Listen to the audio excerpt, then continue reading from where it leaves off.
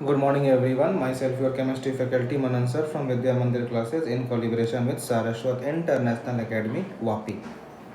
हम बात कर रहे थे जहाँ पर हमने कुछ ऑर्गेनिक कंपाउंड को दिया था, वहाँ पे आपको क्या निकालना था कि इसका स्टेबिलिटी क्या है। चलिए कुछ हम एग्ज़ाम्स के क्वेश्चन सॉल्व करते हैं जो एग्ज़ाम में आया था। जैसे अगर आपको ये क्वेश्चन दिया हुआ है,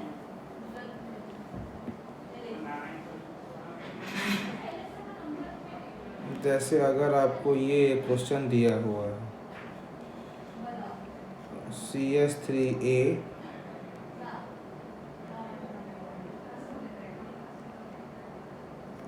CH3NO2, ये हो गया B,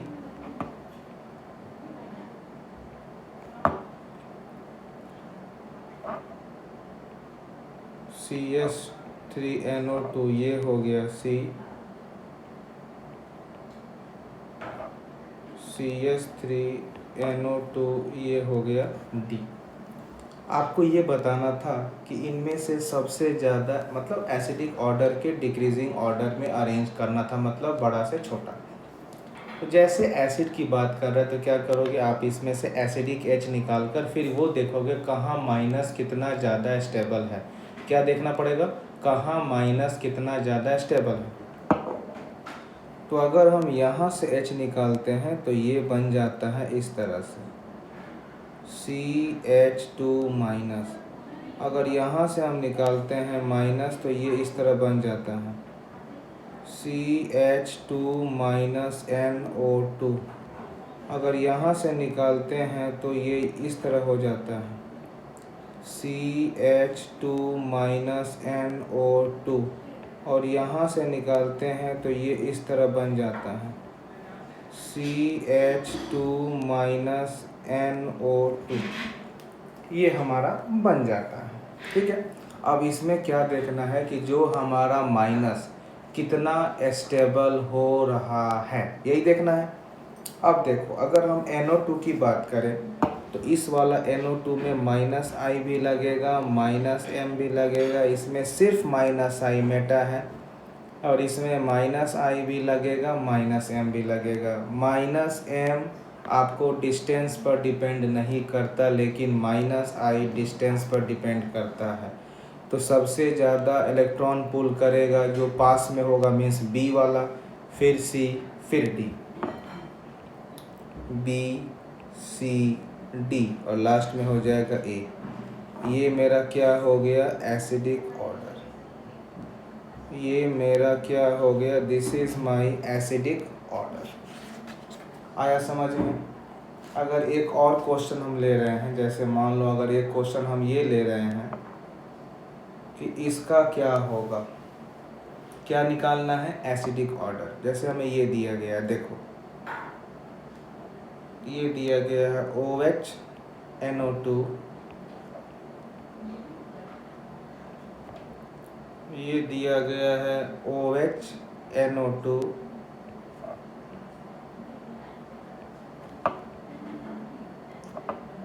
ये दिया गया है OH NO2, और ये हमें दिया गया है OH। ठीक है, ये मेरा A है, ये मेरा B है, ये मेरा C है, ये मेरा D है। हमसे ये पूछा गया है कि इनका एसिडिक ऑर्डर क्या होगा। तो एसिडिक ऑर्डर के लिए क्या करना पड़ेगा, सबसे पहले आप वहाँ से H को निकालिए, एसिडिक H को, O से जुड़ा है एसिडिक H। देखो क्या मेरा ये बनेगा O माइनस NO2, ये वाला हमारा ये बनेगा O माइनस NO2,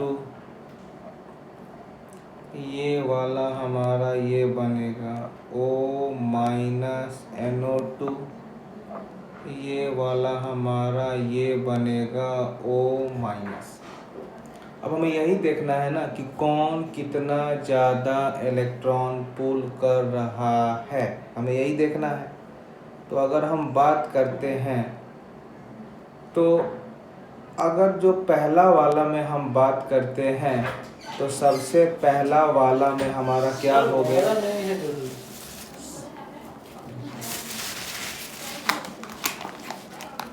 160 हो गया। सबसे पहला वाला में बेटा मेरा क्या हो गया, इंटरमॉलिक्यूलर हाइड्रोजन बॉन्ड। ठीक है, इंट्रामॉलिक्यूलर हो गया। अब जैसे H बॉन्ड हुआ तो ये ज़्यादा स्टेबल हो गया। ये क्या हो गया, ये ज़्यादा स्टेबल हो गया। अब पता है कि इंट्रामॉलिक्यूलर हो गया तो बहुत ज़्यादा स्टेबल ये हो गया। तो सबसे ज़्यादा अब तो ये पुल करने वाला है -I-M, C होगा। फिर तो आपका A due to H bonding, फिर आपका B हो गया, फिर आपका D हो गया, फिर B हो गया और फिर हमारा क्या हो गया, D हो गया। अब हम कुछ बात करते हैं regarding application of electron displacement effect. कि हमने इतना आई इफेक्ट पढ़ा, इसका क्या एप्लीकेशन है, कहाँ इसको यूज़ करेंगे, कैसे इसको हम यूज़ करने वाले हैं। तो next we are going to focus on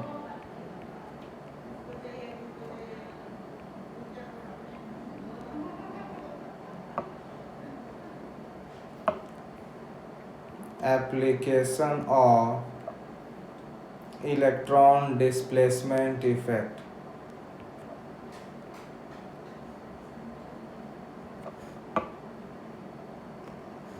application of, अगला हम बात जा रहे हैं करने आप लोग का, application of electron displacement effect.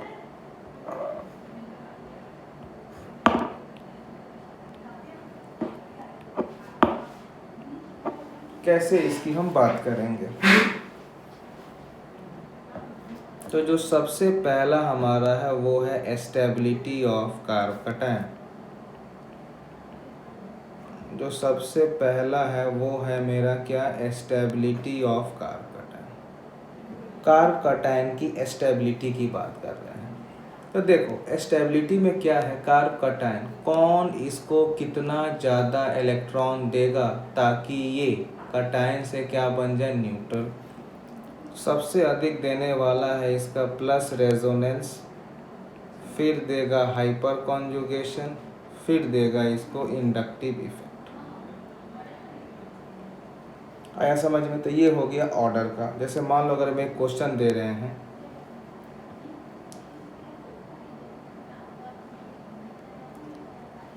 PH3C+, दूसरा दिए हैं PH2CH+, तीसरा दिए हैं CH3C+, CH3CH3, और नेक्स्ट दिया है हमारा PHCH2+। हमसे कोई पूछे कि इनका स्टेबिलिटी का ऑर्डर क्या है, तो हम क्या देखें, किन में कितना ज़्यादा रेजोनेंस है वो उतना ज़्यादा स्टेबल है। तो जैसे पहला वाला में 10 रेजोनेटिंग स्ट्रक्चर है, सब आपको ड्रॉ करने आता है। दूसरा वाला में 7 रेजोनेटिंग स्ट्रक्चर है। तीसरा वाला में आपका 9 अल्फ़ा H है प्लस इंडक्टिव इफेक्ट है। और लास्ट वाला में आपका 4 रेजोनेटिंग स्ट्रक्चर है। तो ऑर्डर क्या, 10 फिर 7, इसमें 2 इफेक्ट है, इसीलिए ये रेजोनेंस से बड़ा हो गया, क्योंकि summation of small small effect can make greater than summation of one single effect. तो ये मेरा हो गया स्टेबिलिटी का ऑर्डर।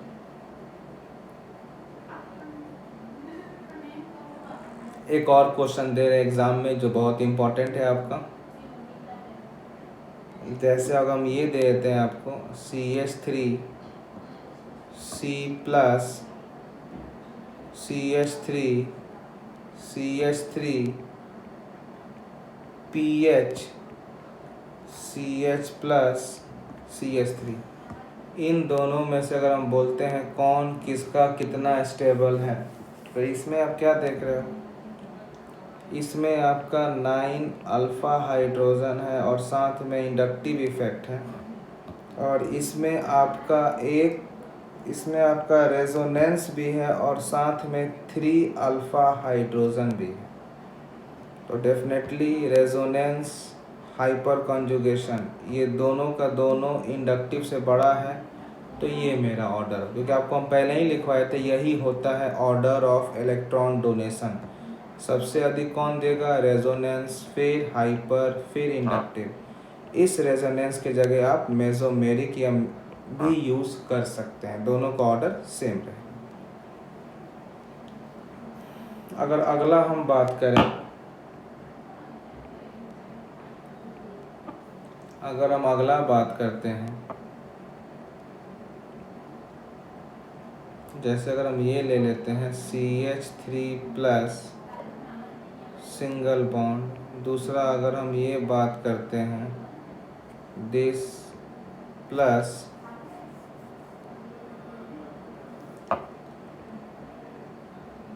तीसरा अगर हम ये बात करते हैं दिस प्लस। अगर ये आपका A है, ये B है और ये C है, हमको ये बताना है कि इनमें से सबसे ज़्यादा कौन स्टेबल है। तो आप पहले में क्या देख रहे हो कि पहले में आपका रेजोनेंस तो है, साथ में हाइपर कॉन्जुगेशन है, दिखा। दूसरा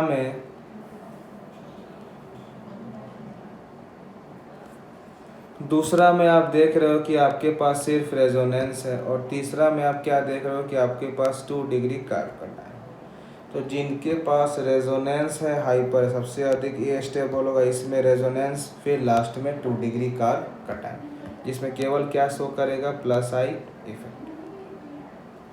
जैसे एक और क्वेश्चन ले रहे हैं, ये सारे क्वेश्चन बेटा आपके एग्जाम के लिए इंपॉर्टेंट है, याद रखिएगा।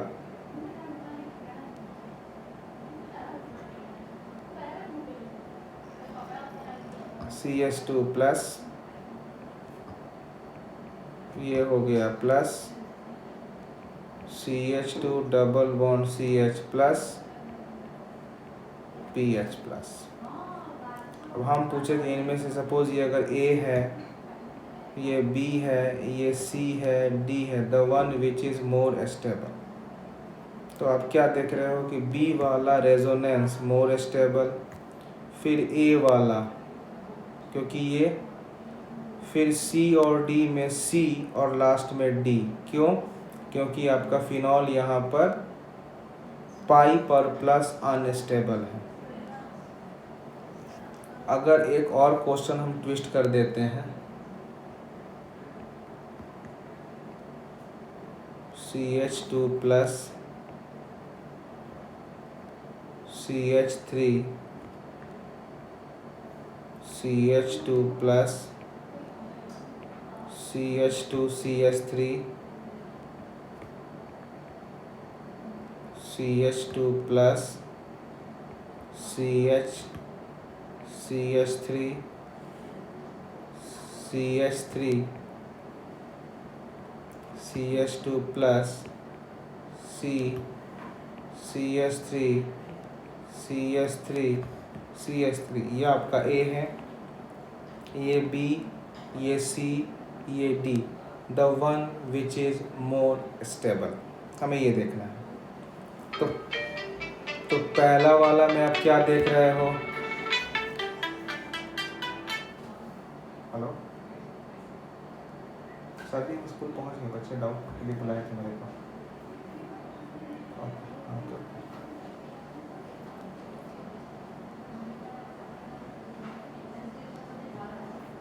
अगर इनमें आप पता करें कौन कितना अधिक स्टेबल है, तो सबसे पहला वाला में 3α-H है, दूसरा वाला में 2α-H है, तीसरा में 1α-H है, और चौथा में आपका 0α-H है। तो ऑर्डर आपका ये हो जाए। अगला अगर मान लीजिए ये क्वेश्चन आता है, देखिएगा ध्यान से, जितने क्वेश्चन एग्जाम में आए हैं सब हम करा रहे हैं। मोर α-H मोर स्टेबल, ऊपर का केस यही होगा।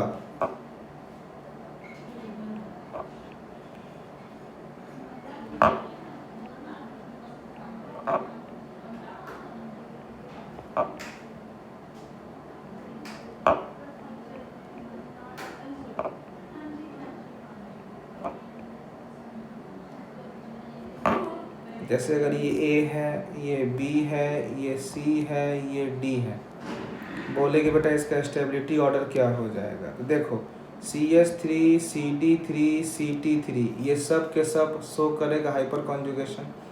हाइपर मतलब कौन कितना जल्दी बॉन्ड टूटेगा। सबसे पहले कौन टूटेगा, जो जितना फ्रीली होगा, CH3 सबसे अधिक ये देगा, तो फिर B देगा, फिर C देगा, और D में तो कोई इफेक्ट ही नहीं है, तो ये लास्ट में हो जाएगा।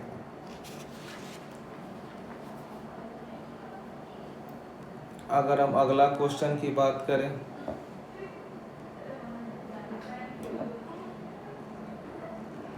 CH2 plus CH2 plus CH3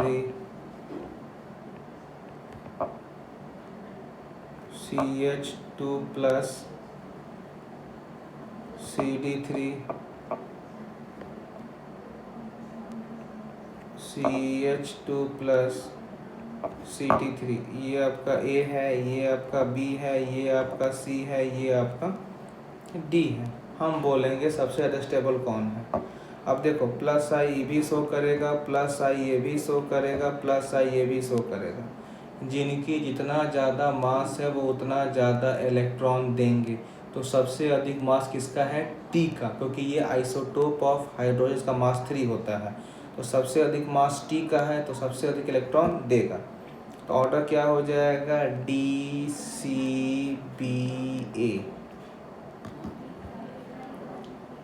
जैसे एक और क्वेश्चन ले रहे हैं हम,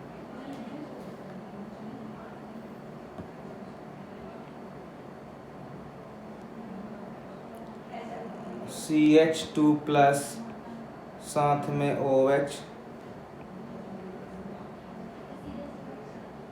CH2 प्लस साथ में OR, CH2 प्लस साथ में CH3, CH2 प्लस साथ में F। ये आपका A रहा, ये B, ये C, ये D। हम कह रहे हैं the one which is most stable. O के पास लोन पेयर ये देगा, इसके पास है ये देगा, ये, और ये पुल करने वाला सबसे खराब D होगा। अब देखो कार्बन विल शो हाइपर, ये दोनों शो करेगा मेटल। तो इन दोनों में OH, और अगर हम OR की बात करें तो सबसे ज़्यादा कौन शो करेगा, A वाला। सबसे ज़्यादा A होगा, फिर B होगा, फिर C होगा, फिर D, क्योंकि OH और OR में सबसे ज़्यादा इलेक्ट्रॉन कौन देगा, A देगा। सबसे इलेक्ट्रॉन कौन देगा, A देगा। अगला अगर हम क्वेश्चन की बात कर रहे हैं तो एक ये भी क्वेश्चन हमारा है,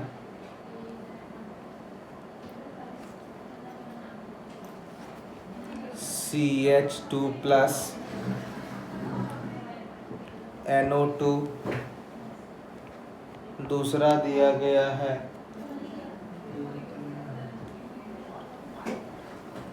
दूसरा आपका है CH2, और यहाँ लगा दो NO2।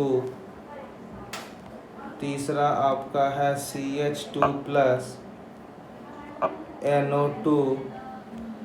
चौथा आपका है CH2 प्लस NO2।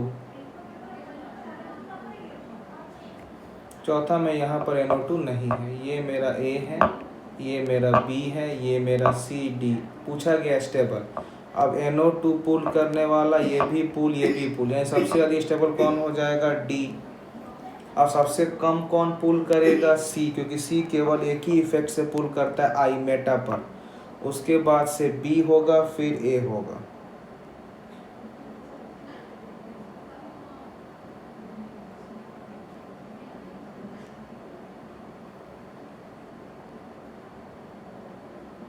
फिर A होगा B। क्यों, क्योंकि -I इज डिस्टेंस डिपेंडेंट। तो ये पूरा का पूरा हो गया रिगार्डिंग किस पर हमारा, ये पूरा का पूरा हो गया regarding stability of carb cation. Next हम बात करते हैं आपको स्टेबिलिटी ऑफ कार्ब अनायन। नेक्स्ट हम बात करते हैं स्टेबिलिटी ऑफ कार्ब अनायन, और इसी कार्ब अनायन को हम क्या बोलते हैं, C-। तो आप बताओ, अगर हमें स्टेबिलिटी दिखाना है तो हमें क्या देखना पड़ेगा, कहाँ माइनस न्यूट्रलाइज हो रहा है, मतलब ऐसा कौन सा ग्रुप जुड़ा हुआ है जो माइनस को कम कर दे और उसको न्यूट्रल कर दे। जैसे मान लीजिए ये दिया हुआ है माइनस, एक ये दिया हुआ है,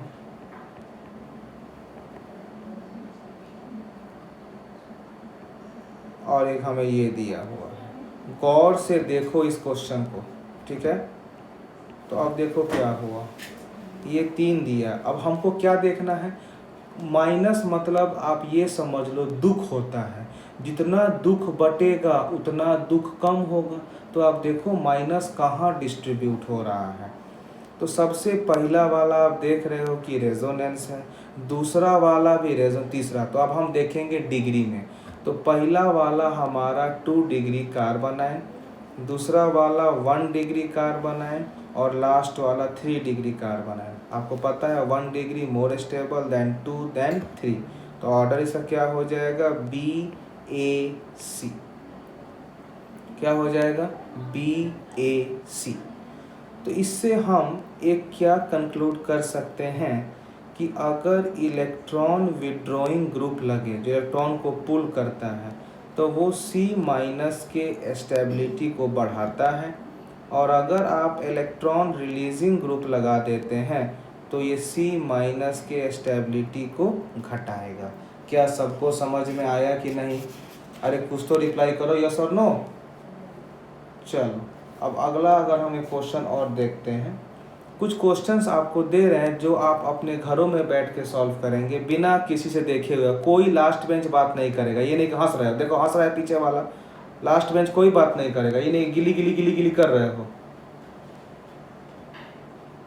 जैसे अगर मैंने एक ये क्वेश्चन दिया CH2 माइनस CH3, दूसरा क्वेश्चन अगर हमने ये दे दिया CH2 माइनस CD3, तीसरा क्वेश्चन अगर हमने ये दे दिया CH2 माइनस CT3, और चौथा क्वेश्चन अगर हमने दे दिया CH2 माइनस। आपको अरेंज करना है इसको स्टेबिलिटी में। दूसरा क्वेश्चन अगर हमने आपको ये दे दिया CH2 माइनस, एक अगर आपको हमने दे दिया CH2 माइनस, पहला हो गया CH3, दूसरा हो गया CD3, तीसरा हो गया CH2 माइनस CT3, और लास्ट में हमने दे दिया CH2 माइनस। अगला क्वेश्चन लिखते हैं CH2 माइनस NO2, दूसरा है आपका CH2 माइनस CHO, तीसरा आपका है CH2 माइनस CH3, और लास्ट में आपका है CH2 माइनस F। ये सबको सब क्या करोगे, you have to arrange in the decreasing order of stability, मतलब पहले मोटू फिर छोटू। अगला क्वेश्चन लिखो आप लोग ये वाला CH2 minus OH। Next question लिखो आप लोग CH2OR। नेक्स्ट क्वेश्चन लिखिए आप लोग CH2F। नेक्स्ट क्वेश्चन आप लोग लिखो CH2Cl। इसको अरेंज करना। एक और क्वेश्चन लिखो जो आपकी IIT और मेडिकल में आ चुका है। और ये सब अगर भाग सही रहा, किस्मत चमका, तो यही क्वेश्चन छाप देगा एग्ज़ाम में खटाक से 4 नंबर। और अगर किस्मत खराब रहा तो ऊँट पर चढ़ा भी कुत्ता काट लेगा, तब तो -1 मिलेगा ही मिलेगा। तो एकदम गौर से करने का, ये नहीं कि आंख मारा आंसर लिख लिया तो फिर वही है चलती का नाम गट्टी। एकदम गौर से क्वेश्चन को सॉल्व करना है। ये कुछ क्वेश्चंस दिए हैं, आप लोग सॉल्व करो। कहीं भी कोई दिक्कत हो आप मेरे को व्हाट्सएप में पिंग करने का। तो ये रिगार्डिंग हो गया हमारा stability of carbocation as well as stability of carbanion. अब इसमें एक और आता है स्टेबिलिटी ऑफ फ्री रेडिकल। ये याद रखना एकदम, just it will follow as carb का टाइम। तो हम यहाँ मेंशन कर देते हैं कि stability of free radical, stability of free radical will follow same concept as stability of carb cation, as stability of carb cation। ये आपको सेम फॉलो करेगा, कहीं नोक झोंक नहीं। आया समझ में? इसके बाद बहुत ही इम्पोर्टेंट कॉन्सेप्ट, मतलब जितना बोल सके कम है।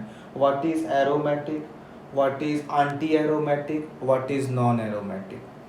तो नेक्स्ट हम जो जा रहे हैं बात करने वो रहेगा कैसे आप ऑर्गेनिक सिस्टम को क्लासिफाई करोगे कि वो आपका एरोमेटिक है, कि वो आपका नॉन एरोमेटिक है, कि वो आपका एंटी एरोमेटिक है। एरोमेटिक है कि नॉन एरोमेटिक है, कि वो आपका एंटी एरोमेटिक है। आप इसको कैसे पहचानोगे?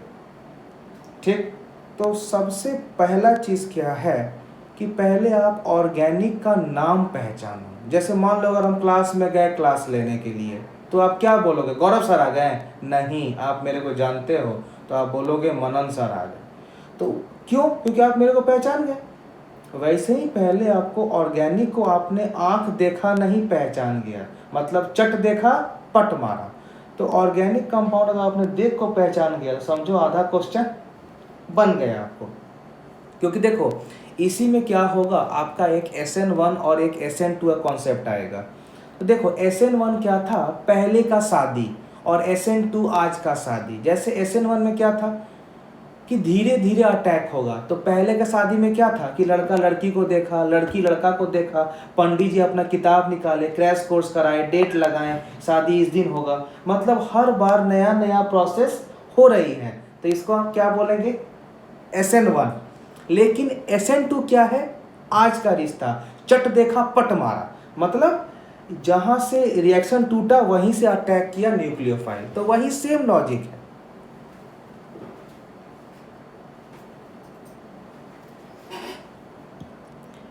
तो इस कॉन्सेप्ट से हम आधे रिएक्शन को समझते हैं। ठीक है, तो अब देखो पहले तो आप कंपाउंड समझ लो कि कंपाउंड को आप कैसे पहचानोगे। तो देखिए जो हमारा ऑर्गेनिक कंपाउंड है बेटा, इसको सबसे पहले हम दो पार्ट में क्लासिफाई करते हैं। एक को बोलते हैं ओपन चेन और एक को बोलते हैं क्लोज्ड चेन। अब ओपन चेन क्या होता है? ओपन चेन को फिर से हम दो पार्ट में क्लासिफाई करते हैं। एक को बोलते हैं सैचुरेटेड और एक को बोलते हैं अनसैचुरेटेड। अब सैचुरेटेड क्या होता है? जिसमें केवल सिग्मा बॉन्ड हो। And what is the meaning of unsaturated? जिसमें सिग्मा तो बॉन्ड है लेकिन एटलीस्ट एक पाई बॉन्ड भी होना चाहिए। अब हम बात करते हैं क्लोज्ड चेन को। क्लोज्ड चेन को फिर से हम दो पार्ट में क्लासिफाई कर दिया। एक को हम बोलते हैं सैचुरेटेड क्लोज्ड चेन। क्या बोलेंगे? Saturated closed chain. और दूसरा को क्या बोलेंगे? Unsaturated closed chain. Unsaturated closed chain. अब सैचुरेटेड को फिर से दो क्लासिफिकेशन। एक को बोलते हैं होमोसाइक्लिक और एक को बोलेंगे हेट्रोसाइक्लिक। अब होमोसाइक्लिक क्या है? ऐसा रिंग जो केवल कार्बन से बना हो, जैसे ये। और हेट्रो क्या है? रिंग तो बना है लेकिन कार्बन के अलावा दूसरा एलिमेंट भी है। जैसे 3 मेंबर का रिंग बनाया, एक O जोड़ दिया। 4 मेंबर का रिंग बनाया, एक N जोड़ दिया। रिंग तो दोनों बना होमो में रिंग में केवल कार्बन, हेट्रो में कार्बन के साथ कुछ और भी एलिमेंट है। आया कि नहीं समझ में? अनसैचुरेटेड को फिर से दो पार्ट में क्लासिफाई करते हैं। एक को क्या बोलते हैं? होमोसाइक्लिक। एक को क्या बोलेंगे? हेट्रोसाइक्लिक। अब होमो को फिर से दो पार्ट में क्लासिफाई, एक को बोलते हैं एलिफैटिक और एक को बोलेंगे एरोमेटिक। ये दोनों का दोनों आ गया होमोसाइक्लिक। हेट्रो में फिर से दो पार्ट, एक को बोलते हैं एलिफैटिक और एक को बोलते हैं एरोमेटिक। तो ये हमारा पूरा हो गया क्लासिफिकेशन ऑफ ऑर्गेनिक कंपाउंड। किस तरीके से, मान लो आप इंसान को देखोगे तो इंसान का क्या है क्लासिफिकेशन? कोई काला है, कोई गोरा है, कोई मोटा है, कोई छोटा है, किसी का पेट निकला है, किसी का बल फ्यूज है, किसी का नाक एब्सेंट है, किसी का पैर एब्सेंट है। तो ये क्या हुआ? Varieties of human beings. वैसे ही ऑर्गेनिक में वेराइटी ऑफ ऑर्गेनिक कंपाउंड होते हैं। अब इसमें आपका दो इंपॉर्टेंट टर्म आता है बस, कि कभी कभी क्वेश्चन में बोलता है ए साइक्लिक कंपाउंड। अरे तो ए साइक्लिक मतलब साइकिल नहीं है, भिखमंगा है, भिखारी है। तो क्या लिखोगे? ए साइक्लिक मतलब साइकिल नहीं है। तो फिर मेरा सिस्टम क्या हो जाएगा? Open chain. क्या समझ में आया कि नहीं?